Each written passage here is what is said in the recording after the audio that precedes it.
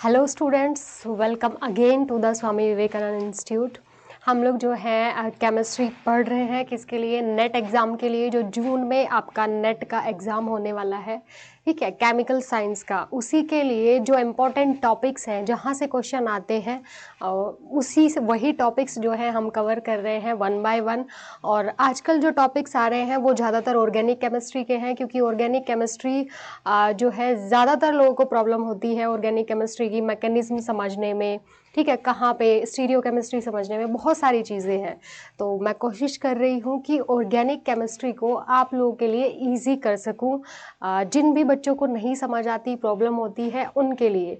तो one by one जो भी मोस्ट इम्पोर्टेंट नेम रिएक्शंस है या फिर रिएजेंट्स है या फिर मैकेनिज्म है किसी भी रिएजेंट की, वो सारी चीज़ें हम डिस्कस कर रहे हैं टॉपिक टू टॉपिक, ठीक है। काफ़ी सारी रिएक्शंस मैं डिस्कस कर चुकी हूँ इसमें, जो है नेम रिएक्शंस, वो आपको प्लेलिस्ट में मिल जाएगी।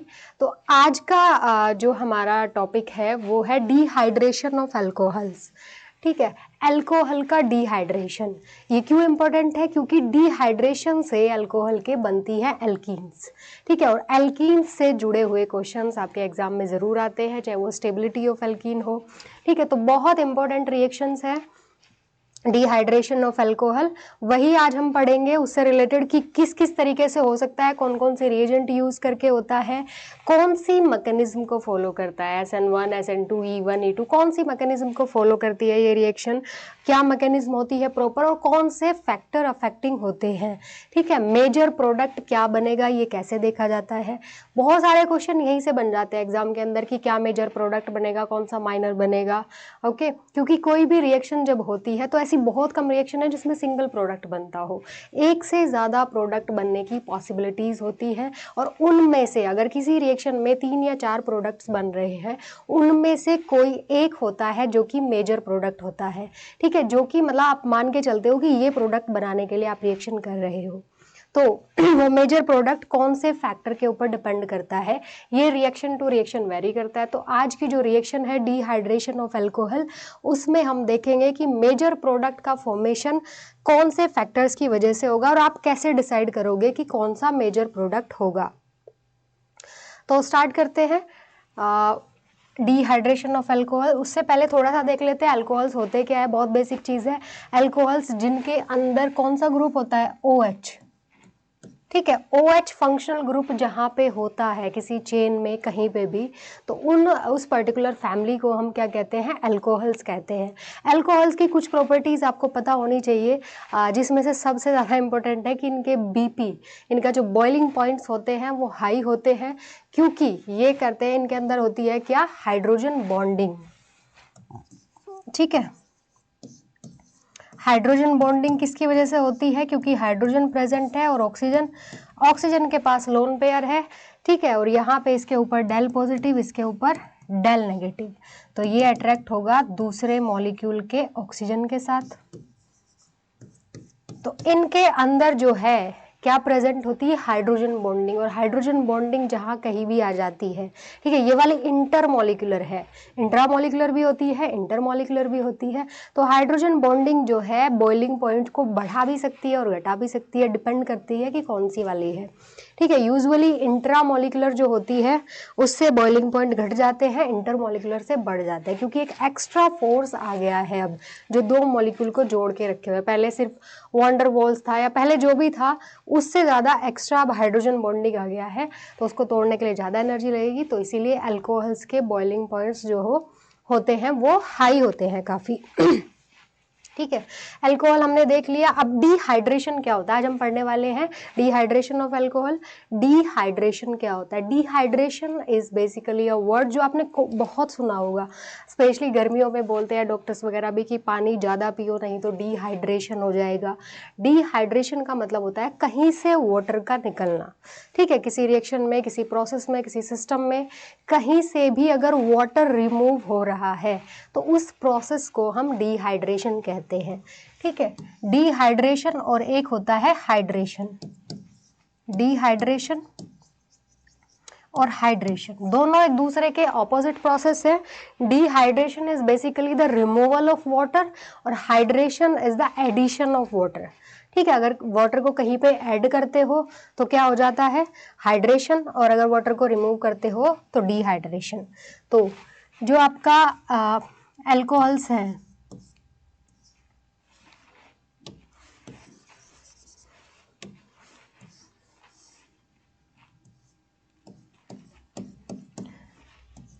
अल्कोहल का अगर आप डिहाइड्रेशन करोगे तो बनेगी एल्कीन। ठीक है, और अगर एल्कीन का हाइड्रेशन करोगे तो अल्कोहल। ठीक है, अगर इसके अंदर वाटर ऐड कर दोगे, एडिशन ऑफ वाटर, एल्कीन के अंदर अगर वाटर का एडिशन कर दोगे तो एक तरफ H जाएगा, एक तरफ OH जाएगा, तो क्या बन जाएगा, अल्कोहल बन जाएगा। और अगर अल्कोहल में से H और OH मिला के दोनों को निकाल दोगे एज अ वाटर मॉलिक्यूल तो एल्कीन बन जाएगी। तो ये दो प्रोसेस होती है और दोनों ही प्रोसेस बहुत इंपॉर्टेंट है क्योंकि दोनों से रिलेटेड क्वेश्चंस आते हैं।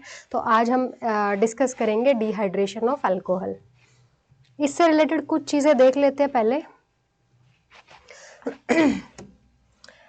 बेसिकली जो है रिएक्शन जो होती है, ठीक है, ये रिएक्शन होती है एलिमिनेशन रिएक्शन। दो तरह की रिएक्शन आपने यूजुअली पढ़ी होगी, वैसे तो अलग अलग टाइप की होती है, एडिशन, सब्स्टिट्यूशन, पर यूजुअली जिन रिएक्शंस के बारे में सबसे ज़्यादा बात होती है SN1, SN2 और इवन E2।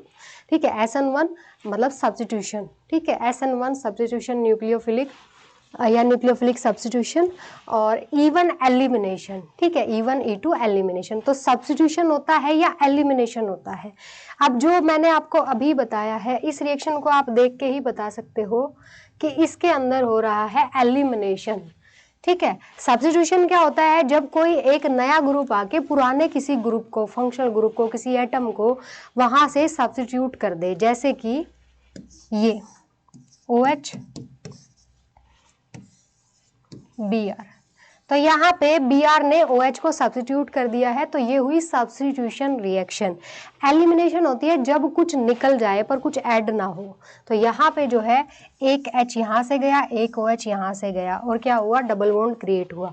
यूजुअली जब एल्कीन या एल्काइन का फॉर्मेशन होता है तो वो रिएक्शंस होती हैं आपकी एलिमिनेशन रिएक्शन, मतलब कुछ एलिमिनेट हो रहा है। तो यहाँ पे क्या एलिमिनेट हो रहा है, वाटर एलिमिनेट हो रहा है। तो ये चीज़ तो क्लियर हुई कि रिएक्शन आपकी कौन सी होती है, जो डिहाइड्रेशन ऑफ अल्कोहल होता है वो आपका एलिमिनेशन रिएक्शन है। अब एलिमिनेशन में E1 हो सकती है या E2 हो सकती है। ठीक है, E1 कब होगी, जब कार्बोकैटायन का फॉर्मेशन होगा, और E2 जहाँ पे कार्बोकैटायन का फॉर्मेशन नहीं होगा। तो यूजुअली ये डिपेंड करेगा कि अल्कोहल की स्ट्रक्चर क्या है। जो अल्कोहल है, ठीक है, वहाँ पे जब OH ग्रुप ये निकलेगा एज अ वाटर, तो जब ये निकलेगा तो वहाँ पे कार्बोकैटायन अगर स्टेबल बन जा रहा है तो E1 के थ्रू जाएगा, अगर कार्बोकैटायन स्टेबल नहीं बन रहा है तो E2 के थ्रू जाएगा।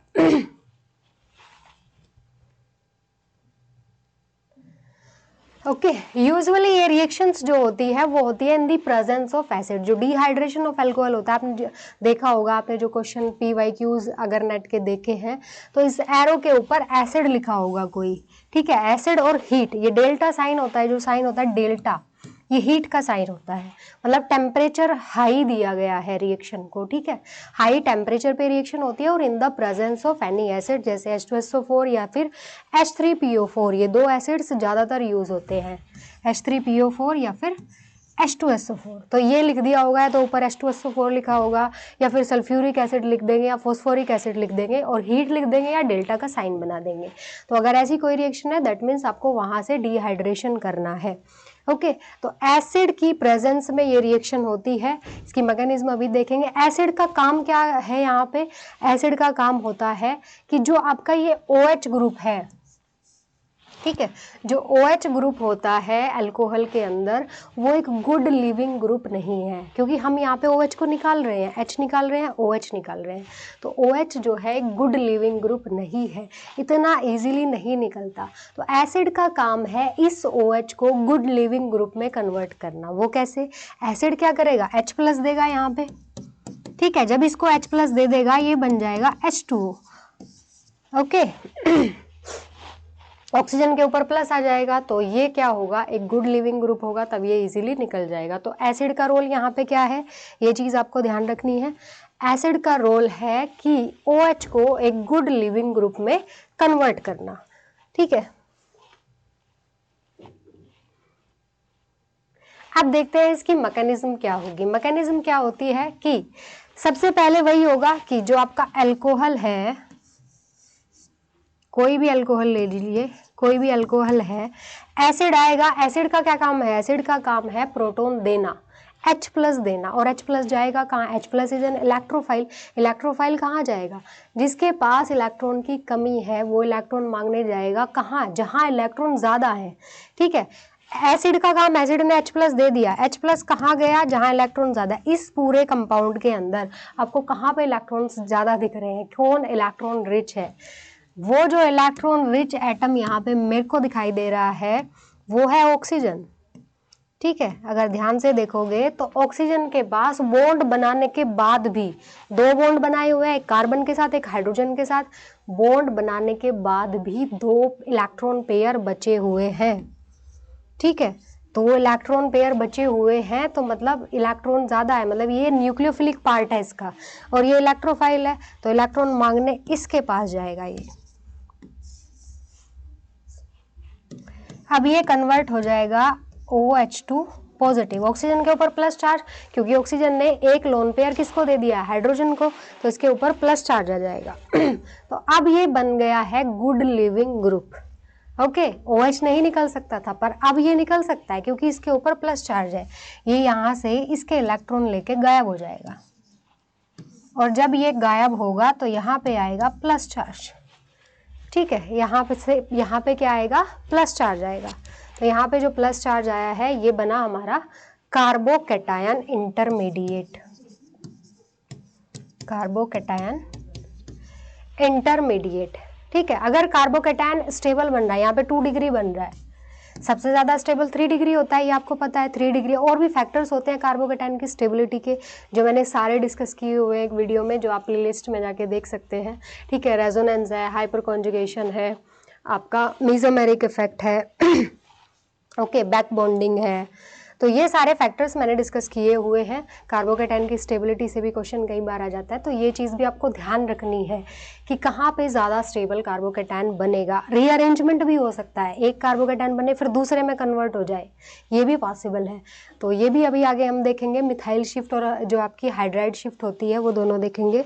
तो 2 डिग्री कार्बोकैटायन बना है, तो पहली चीज़ तो यही है कि यहाँ पे जो है E1 के थ्रू रिएक्शन जा रही है, E1 मैकेनिज्म के थ्रू। तो मैकेनिज्म E1 होगी या E2 होगी, ये बेसिकली डिपेंड करेगा अल्कोहल कौन सा है, ठीक है। प्राइमरी है, सेकेंडरी है, टर्शरी है। टर्शरी में E1 हो सकती है, सेकेंडरी में E1 हो सकती है, बट प्राइमरी में E1 नहीं हो सकती, क्योंकि प्राइमरी कार्बोकैटायंस स्टेबल नहीं होते, तो वहाँ पे E2 होगी। उसकी मैकेनिज्म अभी उसके फैक्टर्स जो है वो भी अभी डिस्कस करेंगे, और उसकी मैकेनिज्म भी। अब जब कार्बोकैटायन बन गया है, अब क्या है कि प्रोटॉन निकलेगा, क्योंकि जो बेस है बेस प्रोटॉन निकालेगा। एक प्रोटॉन यहाँ से भी निकल सकता है, यहाँ से भी निकल सकता है। ये तो मैंने सिमेट्रिकल कंपाउंड लिया है, कहीं से भी निकले, ठीक है, इक्वल बात है। लेकिन अगर अनसिमेट्रिकल है तो किधर से, अगला क्वेश्चन ये आता है कि ये वाला प्रोटॉन निकले या ये वाला। चलो मैं इसको ऐसा बना देती हूँ। यहाँ पे भी एक मिथाइल ग्रुप मैंने लगा दिया, ठीक है, यहाँ पे भी लगा दिया, थोड़ा सा अलग कर दिया। तो अब हमें देखना है कि क्वेश्चन अगला ही आता है। इसी तरीके से चीज़ें सोच सोच के मैकेनिज्म में कीजिए, ताकि बार बार क्वेश्चन करके कि यहाँ पे क्या होना चाहिए, ऐसा क्यों हुआ, तभी आपको मैकेनिज्म समझ आएगी और आपके दिमाग में सेव होगी। प्रोटॉन यहाँ से भी निकल सकता है, एडजेसेंट अल्फा कार्बन से निकलेगा, जो आपका प्लस चार्ज है उसके अल्फा कार्बन से, तो इसके पड़ोसी कार्बन एक ये है और दूसरा पड़ोसी ये है, यहाँ से भी निकल सकता है, यहाँ से भी निकल सकता है, तो दोनों जगह से निकलेगा, ठीक है, किसी के साथ पार्शियलिटी नहीं। बट जो ज़्यादा स्टेबल अल्कीन बनेगी वो प्रोडक्ट आपका मेजर प्रोडक्ट होगा, दोनों बनेंगे यहाँ पे।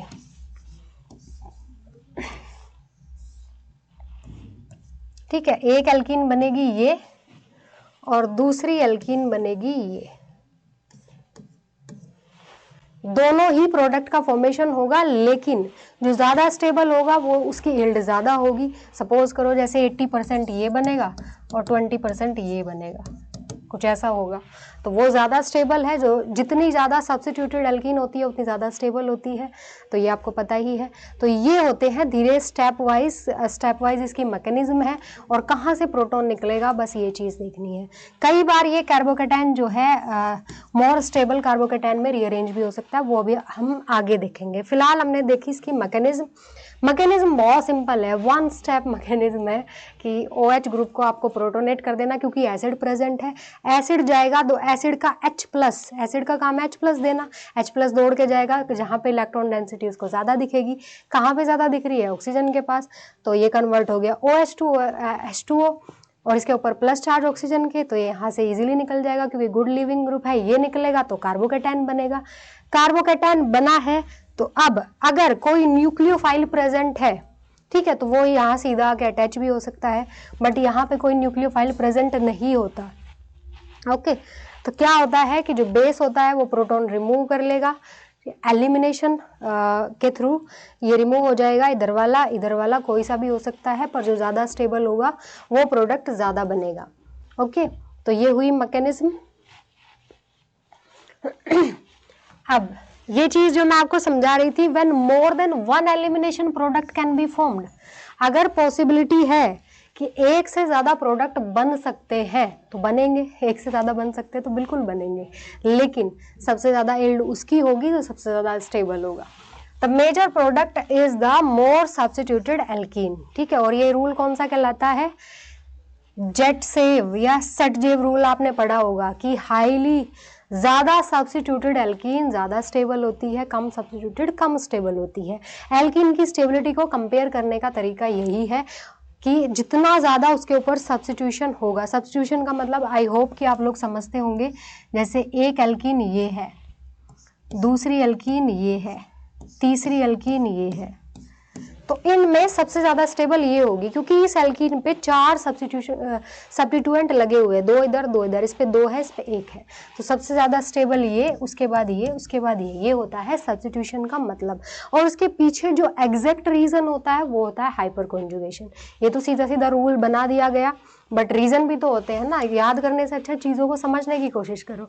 तो रीज़न क्या होता है? Hyper conjugation. ये मैंने हाइपर कॉन्जुगेशन वाली वीडियो में समझाया हुआ है, वो आप देख सकते हैं जाके, कि एल्कीन की स्टेबिलिटी को हाइपर कॉन्जुगेटिव स्ट्रक्चर के थ्रू कंपेयर किया जा सकता है। इसकी सबसे ज़्यादा बनेगी, वो मैंने पूरा बना के सारी चीज़ें डिस्कस की हुई हैं, तो वो वीडियो आप प्लेलिस्ट में जाके देख सकते हो अगर किसी को नहीं समझ आई है ये चीज़ तो।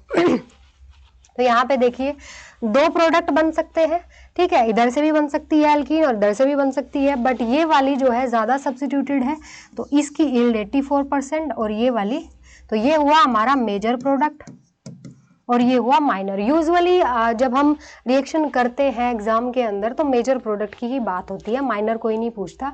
माइनर बनता है, इसका मतलब ये नहीं कि वो बना नहीं है, बनता है, बात जो होती है वो मेजर प्रोडक्ट की होती है और आपको मेजर प्रोडक्ट ही आइडेंटिफाई करना होता है। जैसे यहाँ पे देखिए एक एल्कीन ये बन सकती है, एक ये बन सकती है, तो ये वाली कम बनेगी क्योंकि लेस सब्स्टिट्यूटेड है, ये वाली ज़्यादा बनेगी। तो ये चीज़ आपको समझ आई कि किस तरीके से हमको चेक करना है कि प्रोटॉन कहाँ से निकलेगा और कौन सी एल्कीन बनेगी। ये हुआ हमारा energy profile diagram for the dehydration of alcohol. यहाँ पे अल्कोहल है, ऊपर की तरफ क्या एनर्जी इंक्रीज हो रही है, ठीक है। ये अल्कोहल है, इससे 2 एल्कीन्स बनी, ये वाली ज़्यादा स्टेबल है, ठीक है, इसकी एनर्जी कम है तो ये ज़्यादा स्टेबल है, बनी दोनों है, ये वाली कम ज़्यादा स्टेबल है, ये वाली कम स्टेबल है, और ये हमारी जो आपकी इंटरमीडिएट बनता है उसकी एनर्जी होगी यहाँ पे। कई बार एनर्जी प्रोफाइल डायग्राम से भी क्वेश्चन आ जाते हैं, तो इसीलिए ये भी आपके लिए पढ़ना ज़रूरी है क्योंकि नेट का एग्ज़ाम है, बहुत ज़्यादा अनप्रेडिक्टेबल है, पता नहीं कहाँ से क्वेश्चन पूछ लिया जाए, तो कोई भी चीज़ छोड़नी नहीं है आपको। ये चीज़ मैं आपको बता चुकी हूँ कि it is a reversible process, ठीक है। डिहाइड्रेशन तो एल्कीन, और एल्कीन वापस से हाइड्रेट होकर अल्कोहल बना सकती है। तो यहाँ पे क्या होगा, क्योंकि रिवर्सिबल प्रोसेस है, 2 तरह की रिएक्शंस होती है, इरिवर्सिबल और रिवर्सिबल। अगर A to B इस तरीके का एरो लगा है तो ये इरिवर्सिबल है, मतलब A अगर B में एक बार बदल गया तो वापस जो है B A में नहीं कन्वर्ट हो सकता, ये बैक रिएक्शन नहीं हो सकती। पर यहाँ जहाँ पे ये डबल हेडेड एरो आ जाए ऐसा, वहाँ पे रिएक्शन रिवर्सिबल होती है, मतलब ये इसमें बदलेगा क्योंकि वाटर तो प्रेजेंट है, ठीक है। जो वाटर निकला है वहां से वो तो आपके रिएक्शन मीडियम में ही प्रेजेंट है, जिस भी चीज में आप रिएक्शन कर रहे हो कंटेनर में वो तो उसमें प्रेजेंट है, तो वापस वो एल्कीन को हाइड्रोलाइज कर सकता है, तो ये वापस इसमें भी कन्वर्ट होता रहता है, तो ये रिएक्शन रिवर्सिबल है। और इसको रिएक्शन को फॉरवर्ड डायरेक्शन में बढ़ाने के लिए, क्योंकि आपको तो एल्कीन चाहिए, तो एल्कीन की यील्ड बढ़ाने के लिए क्या किया जाता है, यूज किया जाता है कौन सा प्रिंसिपल, ले चैटरलियर प्रिंसिपल, ठीक है। ये आप फिजिकल केमिस्ट्री में पढ़ते हो। वो क्या कहता है कि अगर इक्विलिब्रियम को फॉरवर्ड डायरेक्शन में शिफ्ट करना है तो क्या करो, जो आपका रिएक्टेंट बन रहा है इसको वहां से हटाते जाओ, ठीक है। इसको जैसे आप हटाते जाओगे इसकी कंसंट्रेशन कम होगी, और इसकी कंसंट्रेशन अगर कम होगी तो रिएक्शन चाहेगी कि ये ज्यादा बने, क्योंकि इक्विलिब्रियम मेंटेन करना है, तो रिएक्शन फॉरवर्ड डायरेक्शन में शिफ्ट हो जाएगी। तो ये तरीका होता है रिवर्सिबल रिएक्शंस में यील्ड को बढ़ाने का, कि जो प्रोडक्ट बन गया है उसको वहां से रिमूव कर लिया जाता है। और यहाँ पे जो रिमूव करने का प्रोसेस है वो यूज किया जाता है डिस्टिलेशन, ओके। एल्कीन को डिस्टिलेशन के थ्रू हटा मतलब रिमूव कर लिया जाता है, क्योंकि एल्कीन का बॉइलिंग पॉइंट अल्कोहल के कंपैरिजन में बहुत कम होता है।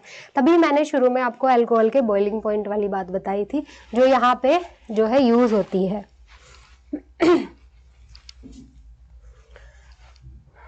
अब नेक्स्ट चीज कि जो आपका रेट डिटरमाइनिंग स्टेप होता है किसी भी रिएक्शन के अंदर, वो होता है स्लो स्टेप, ठीक है। काइनेटिक्स जब देखते हैं रिएक्शन की, कि रिएक्शन कितनी फास्ट होगी कितनी स्लो होगी, ये चीज मतलब कितने टाइम में हो रही है, तो उसको देखने के लिए जो रेट डिटरमाइनिंग स्टेप होता है वो होता है फॉर्मेशन ऑफ कार्बोकैटायन, ठीक है, क्योंकि सेकेंड स्टेप तो बहुत फास्ट होता है। तो फॉर्मेशन ऑफ कार्बोकैटायन से पता चलता है रिएक्शन कितनी जो है आपकी क्या होगी, कौन सी रिएक्शन ज्यादा होगी कौन सी कम होगी। तो कार्बोकैटायन आपको पता है कि टर्शरी कार्बोकैटायन ज्यादा स्टेबल है, इसका मतलब जो टर्शरी अल्कोहल्स होते हैं उनका जो क्या होता है ईज ऑफ हाइड्रेशन होती है, मतलब सबसे इजीली ये वाले डिहाइड्रेट होंगे, उसके बाद ये और उसके बाद ये। तो ये चीज अगर आपको कंपैरिजन करने के लिए दे दिया जाए 3 तरह के अल्कोहल, तो आपको कंपैरिजन करना है ऑन द बेसिस ऑफ कि 3 डिग्री वाला ज़्यादा स्टेबल कार्बोकैटायन बनेगा तो E1 इजीली होगा, तो 3 डिग्री वाले का डिहाइड्रेशन जल्दी होगा, 2 डिग्री का कम और 1 डिग्री का सबसे कम, ओके। अब नेक्स्ट पॉइंट इसमें डिस्कस करने का है कि कार्बोकैटायन बनने के बाद कई बार ऐसा होता है कि एक कार्बोकैटायन बना, उसके बाद वो कार्बोकैटायन उतना स्टेबल नहीं है, उससे ज़्यादा अगर बन सकता है उसी पर्टिकुलर कंपाउंड के अंदर, तो वो रीअरेंज हो जाता है दूसरे कार्बोकैटायन में। और यहाँ पे 2 तरीके की शिफ्ट होती है, एक होती है मिथाइल शिफ्ट, ठीक है, आपने पढ़ा होगा 1,2 मिथाइल शिफ्ट या मिथाइल शिफ्ट, और दूसरी होती है हाइड्राइड शिफ्ट, ठीक है। या तो H माइग्रेट करेगा अपने इलेक्ट्रॉन के साथ या फिर मिथाइल माइग्रेट करता है। तो देखिए यहाँ पे देखिए इसके एग्जांपल से समझते हैं। यहां से जब OH निकला, ठीक है, तो इसके ऊपर प्लस चार्ज आया और ये हमारा बनता है 2 डिग्री कार्बोकैटायन। लेकिन इसी कंपाउंड में पॉसिबिलिटी है कि अगर चार्ज इसके ऊपर आ जाए तो 3 डिग्री बन जाएगा। तो ये कैसे पॉसिबल है, ये इस तरीके से पॉसिबल है कि ये मिथाइल ग्रुप इस पे शिफ्ट हो जाए। जब ये मिथाइल ग्रुप इस पे शिफ्ट हुआ अपने इलेक्ट्रॉन लेके, ठीक है, तो इसके ऊपर प्लस चार्ज आया। अब जब ये प्लस चार्ज इसके ऊपर आया है तो ये बन गया है 3 डिग्री कार्बोकैटायन। तो ये अपने आप से हो जाता है, इसके लिए कोई बाहर से फैक्टर कैटलिस्ट कुछ लगाने की जरूरत नहीं पड़ती। अगर किसी रिएक्शन के बीच में कोई कार्बोकैटायन बन रहा है और उससे ज़्यादा स्टेबल बन सकता है, कुछ भी शिफ्ट होकर मिथाइल या H, तो वो बनेगा। ये चीज़ आपको ध्यान रखनी है। जब भी आप मैकेनिज्म करो तो पहले देख लो कार्बोकैटायन के बनते ही कि क्या इससे ज़्यादा स्टेबल बन सकता है, ठीक है। या फिर रिंग एक्सपेंशन के केस में भी ये होता है, कई बार रिंग एक्सपेंड होने के लिए भी ये चीज़ होती है, वो हम आगे डिस्कस करेंगे। तो मिथाइल यहाँ से यहाँ शिफ्ट हुआ, तो प्रोडक्ट आपका बनना कौन सा चाहिए था, प्रोडक्ट आपका बनना चाहिए था ये ठीक है। तो प्रोडक्ट जो बन के आएगा वो कौन सा बन के आएगा, ये वाला सबसे ज़्यादा स्टेबल। ये भी बनेगा पर ये सबसे ज़्यादा स्टेबल बनेगा। तो ये चीज़ ध्यान रखनी है क्योंकि यहीं पे गलती होती है। अब रिंग एक्सपेंशन अगर होना हो, क्योंकि रिंग्स जो होती है स्पेशली साइक्लोप्रोपेन और साइक्लोब्यूटेन वाली और साइक्लोपेंटेन वाली जो रिंग होती है, इनके अंदर स्ट्रेन होता है जिसको हम रिंग स्ट्रेन कहते हैं, जो बेयर स्ट्रेन थ्योरी से पता चला कि क्योंकि बॉन्ड एंगल होना कितना चाहिए 109 डिग्री 28 मिनट, बट अगर आप साइक्लोब्यूटेन को देखो कितना है 90 डिग्री, साइक्लोप्रोपेन को देखो कितना है 60 डिग्री। तो अगर ठीक है बॉन्ड एंगल 109 डिग्री होना चाहिए पर इतना कम हो गया है, जबरदस्ती मतलब उसको कॉन्ट्रैक्ट किया गया है एक तरीके से, तो उस रिंग के अंदर बहुत ज़्यादा स्ट्रेन होता है, मतलब वो बॉन्ड एंगल खुलना चाहता है, तो उसी की वजह से क्या होगा कि रिंग एक्सपेंशन हो जाता है। जैसे यहाँ पे देखिए ये कार्बोकैटायन बना, OH यहाँ से निकला, तो फटाक से ये बॉन्ड यहाँ से टूट के इससे अटैच हो जाएगा, तो रिंग जो है 4 मेंबर्ड से 5 मेंबर्ड हो गई। अब इसके ऊपर आया प्लस चार्ज, ठीक है, ये बना 2 डिग्री। अभी भी एक और क्या इसके अंदर चेंज होगा, रीअरेंजमेंट होगा, वो क्या होगा कि यहाँ से मिथाइल शिफ्ट हो जाएगी, ठीक है यहाँ से क्या होगा कि मिथाइल शिफ्ट हो जाएगी इधर और इस पे आ जाएगा प्लस चार्ज, ठीक है, इधर से मिथाइल शिफ्ट इधर और इस पे आ जाएगा प्लस चार्ज, और अब जो है प्रोडक्ट बनेगा ये, क्लियर। तो रीअरेंजमेंट एक से ज़्यादा भी हो सकते हैं, अगर रिंग वाला केस है तो 2 होंगे, ये चीज़ ध्यान रखनी है। अब देखिए एक क्वेश्चन देख लेते हैं, list the following alcohols in order of decreasing rate of dehydration in the presence of acid. Acid की प्रेजेंस में डिहाइड्रेशन का रेट डिक्रीजिंग ऑर्डर में लगाना है, तो अल्कोहल को आइडेंटिफाई कर लो। This one is primary. Primary क्यों है? क्योंकि जो OH ग्रुप जुड़ा हुआ है वो सिर्फ किससे, जिस कार्बन से जुड़ा है वो कार्बन सिर्फ एक ही कार्बन से आगे जुड़ा हुआ है। यहाँ पे इस कार्बन से OH ग्रुप जुड़ा है और ये कार्बन आगे 1 2 3 से जुड़ा है, तो ये 3 डिग्री। ये वाले कार्बन से OH जुड़ा है और ये कार्बन आगे 1 और 2 कार्बन से जुड़ा हुआ है, तो 2 डिग्री। तो सबसे ज़्यादा रेट होगा इसका, अगर मैं ABC कह लूँ, ABC सबसे जल्दी डिहाइड्रेशन B का, B के बाद आएगा C और C के बाद आएगा A। This will be the order.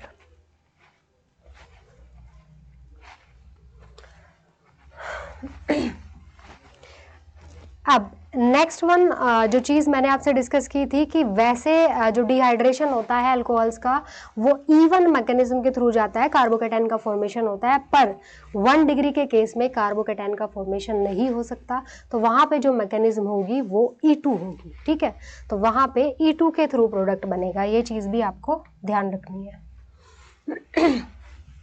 अब एक चीज़ ये है कि यूजुअली क्या होता है कि अल्कोहल के डिहाइड्रेशन में ज़्यादा टेम्परेचर दिया जाता है, ठीक है, ज़्यादा हार्श रिएक्शन कंडीशंस होती है। जब कोई रिएक्शन ज़्यादा हाई टेम्परेचर पे हो, ज़्यादा हाई प्रेशर लग रहा हो, तो उनको हार्श रिएक्शन कंडीशन कहते हैं। और यूजुअली केमिस्ट्री में ये होता है कि आप ऐसी रिएक्शंस कीजिए जो कम टेम्परेचर पे हो, जिनमें ज़्यादा कंडीशन माइल्ड कंडीशंस हो, तो उसके लिए क्या किया जाता है उसके लिए यूज़ किया जाता है POCl3 का, ठीक है। POCl3 की प्रेजेंस में ये रिएक्शन 0 डिग्री सेल्सियस पे भी हो जाती है, तो ये कॉम्बिनेशन आपको याद रखना है। कहीं पे POCl3 लिखा हो, पिरिडीन एज अ सॉल्वेंट और 0 डिग्री सेल्सियस, और इधर दिया हो अल्कोहल, तो आपको एल्कीन बनानी है, और एल्कीन भी कौन सी, मोर स्टेबल एल्कीन आपको बनानी है। अब इसकी मैकेनिज्म देख लेते हैं कि कैसे होता है। ये होता क्या है कि POCl3 में फॉस्फोरस के पास क्या है, d ऑर्बिटल है, और यहाँ पे क्या है, ऑक्सीजन के पास लोन पेयर, तो ये अपना लोन पेयर इसको डोनेट करेगा और यहाँ से क्या होगा, Cl निकल जाएगा, ठीक है, ये इसके साथ अटैच हुआ। अब क्या हुआ कि ऑक्सीजन के ऊपर प्लस चार्ज, बेसिकली करना क्या, ऑक्सीजन के ऊपर प्लस चार्ज ही क्रिएट करना है किसी भी तरीके से। तो यहाँ पे अब आएगा बेस।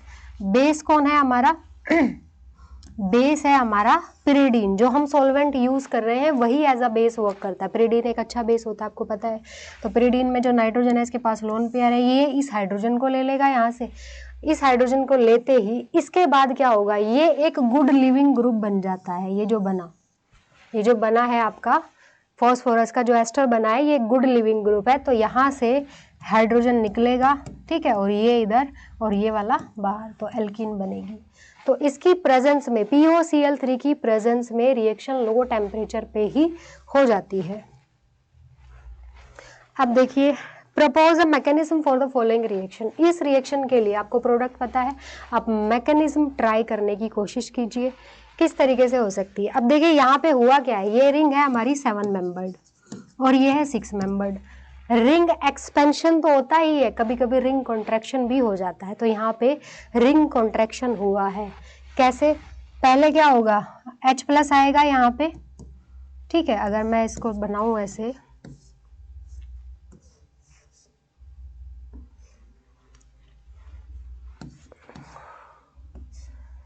यहाँ पे क्या होगा, H प्लस आएगा तो वाटर यहाँ से निकल जाएगा, यहाँ बनेगा कार्बोकैटायन, ठीक है। जब कार्बोकैटायन बना है तो अब क्या होगा, अब नेक्स्ट ये होगा, क्योंकि रिंग कॉन्ट्रैक्शन हुआ है, ये वाला बॉन्ड यहाँ से ब्रेक होगा, ये वाला बॉन्ड यहाँ से टूट के और ये यहाँ चला जाएगा,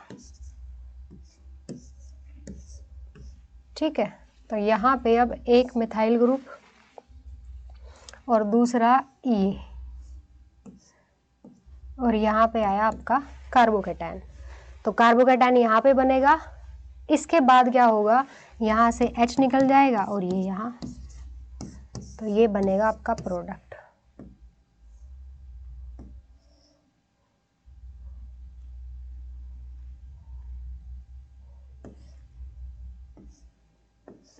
ठीक है, ये बनेगा प्रोडक्ट। तो ये होगी मैकेनिज्म, वन स्टेप मैकेनिज्म होती है। ये देखिए मैकेनिज्म मैंने इसमें ऐड भी कर दिया, आप खुद से भी ट्राई कर सकते हैं। Next one, propose a mechanism for the following reactions. In reactions के लिए मैकेनिज्म प्रपोज कीजिए, फटाफट करते हैं। सबसे पहले देखिए, सबसे पहला स्टेप तो अल्कोहल, अल्कोहल लिखा है, ऊपर एसिड लिखा है, नीचे हीट लिखा है, मतलब डिहाइड्रेशन करना है। तो डिहाइड्रेशन के लिए पहले क्या होगा, ये गुड लिविंग ग्रुप में कन्वर्ट होगा और ये यहाँ से निकलेगा। तो मैं इसको यहाँ से निकाल देती हूँ, पहले कार्बोकैटायन बना देती हूँ। यहाँ बना कार्बोकैटायन, ठीक है। यहाँ से H2O निकल गया, सिंपल है, मैंने इसी में निकाल दिया। यहाँ बना कार्बोकैटायन। जो कार्बोकैटायन बना है वो 2 डिग्री है। क्या इससे स्टेबल बन सकता है? आगे स्टेप में जाने से पहले, H को निकालने से पहले, एल्कीन बनाने से पहले आपको ये देखना है कि क्या इससे स्टेबल भी बन सकता है। बिल्कुल बन सकता है। अगर प्लस चार्ज इस पे आ जाए, एक मिथाइल यहाँ से यहाँ शिफ्ट हो जाए और प्लस चार्ज इस पे आ जाए तो 3 डिग्री बन जाएगा, और 3 डिग्री कार्बोकैटायन 2 डिग्री से ज़्यादा स्टेबल होता है। तो क्या होगा यहाँ पे, रीअरेंजमेंट। मिथाइल यहाँ, एक मिथाइल यहाँ से यहाँ शिफ्ट हो गया तो प्लस चार्ज आया यहाँ पे, ठीक है। अब क्या होगा, बेस आएगा और बेस यहाँ से प्रोटॉन ले जाएगा और ये बॉन्ड यहाँ, तो ये बना हमारा प्रोडक्ट। क्लियर है? बहुत ही सिंपल मैकेनिज्म थी, कुछ नहीं था इसमें। अब नेक्स्ट वन देखते हैं, ये वाली। इसमें भी सेम होगा, यहाँ पे H आएगा और वाटर निकल जाएगा। वाटर जब निकला तो ये बना ऐसे, ठीक है। प्लस चार्ज कहाँ पे है, यहाँ पे है। 1 डिग्री, 1 डिग्री कार्बोकैटायन कभी भी स्टेबल नहीं होता। तो क्या इससे स्टेबल बन सकता है? बिल्कुल बन सकता है। कैसे बन सकता है? अगर ये चार्ज यहाँ आ जाए तो ऑक्सीजन के पास है लोन पेयर, है ना। ऑक्सीजन के पास क्या है, लोन पेयर। तो लोन पेयर के थ्रू स्टेबलाइज, ऑक्सीजन इसको क्या करेगा, बैक बॉन्डिंग के थ्रू स्टेबलाइज करेगा। और बैक बॉन्डिंग के थ्रू जब कार्बोकैटायन को कोई स्टेबलाइज करता है अपना लोन पेयर डोनेट करके, तो वो सबसे ज़्यादा स्टेबल कार्बोकैटायन होता है यहाँ पे। तो प्लस चार्ज कहाँ पे आ सकता है, यहाँ पे आ सकता है। यहाँ पे कौन सी शिफ्ट होगी, H की। H यहाँ से यहाँ शिफ्ट हो जाएगा, ठीक है। यहाँ पे आया प्लस चार्ज। अब ये प्लस चार्ज को डीलोकलाइज कर लेगा रेजोनेंस के थ्रू ऐसे, ठीक है। ऑक्सीजन के ऊपर प्लस, तो प्लस चार्ज का डीलोकलाइजेशन अगर हो रहा है तो ज़्यादा स्टेबल है, फिर तो डिग्री भी नहीं देखनी इसमें। अब क्या होगा अब क्या होगा कि ये ऑक्सीजन के ऊपर प्लस चार्ज डीलोकलाइज हो रहा है, तो यहाँ से निकलेगा H, बेस आया, बेस यहाँ से H निकालेगा, ये वाला बॉन्ड यहाँ और ये वाला यहाँ, तो प्रोडक्ट बन जाएगा आपका। क्लियर है? Simple mechanism. अब इसकी भी सेम ऐसे ही होगी, इसमें रिंग एक्सपेंशन होगा, ठीक है। इसमें क्या होगा, रिंग एक्सपेंशन। जैसे ही यहाँ से वाटर निकल जाएगा, वाटर के निकलते ही यहाँ पे बना कार्बोकैटायन और ये रिंग टूट जाएगी। 3 डिग्री बना है फिर भी रिंग टूट जाएगी, क्योंकि साइक्लोप्रोपेन रिंग में बहुत ज़्यादा स्ट्रेन होता है। 60 डिग्री बॉन्ड एंगल है, 109 डिग्री 28 मिनट होना चाहिए, लगभग आधा रह गया है, तो स्ट्रेन हद से ज़्यादा होता है। तो ये टूट जाएगा बॉन्ड, ये टूट के यहाँ, ठीक है। अब इसमें फिर क्या होगी, मिथाइल शिफ्ट होगी इधर से इधर।